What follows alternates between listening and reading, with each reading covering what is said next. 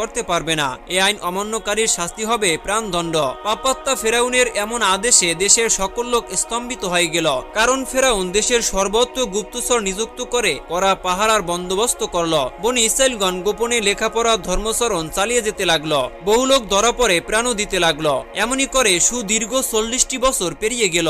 School, মাদ্রাসা এবং ধর্মীয় প্রতিষ্ঠানগুলো সকল কিছু বন্ধ হয়ে যাওয়াতে উপযুক্ত শিক্ষা দীক্ষা না পেয়ে লোকজন অজ্ঞানতার তিমিরে নিক্ষিপ্ত হলো। তখন একদিন পাপাত্তা হামান ফেরাউনকে বলল, বাদশাহ, এবার আপনি নিজেকে খোদা বলে ঘোষণা করতে পারেন, কারণ এখন সারা দেশে তার উপযুক্ত পরিবেশ সৃষ্টি হয়েছে। তাদের এখন আর ভালো মন্দ এমনকি পাপ পুণ্য বোঝার শক্তি নেই। এখন তাদের যা বলা যাবে তাই তারা নির্বিবাদে মেনে নিবে এবং গ্রহণ করবে।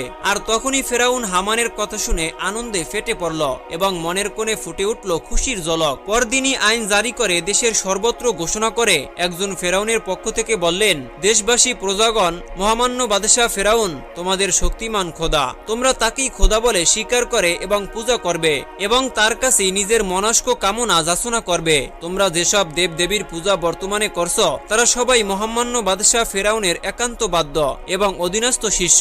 তোমাদের সর্বপ্রধান খোদা হলো ফেরাউন। তোমাদের সর্বপ্রধান খোদা ফেরাউন তাদের প্রত্যেকের হাতে এক একটি বিশেষ ক্ষমতা প্রদান করেছেন। তারা ফেরাউনের ইচ্ছা মতোই তাদের কাজ সম্পূর্ণ করে যাচ্ছে। সুতরাং তাদেরকে ক্ষুদ্র ক্ষুদ্র খোদা মনে করে যথাযুক্ত পূজা অর্চনা করবে। যারা আনন্দি চিত্তে কাজ করবে তারা মহামান্য ফেরাউনের প্রিয় পাত্র হবে এবং অন্নকুল্য লাভ করবে ও মর্যাদার অধিকারী হবে।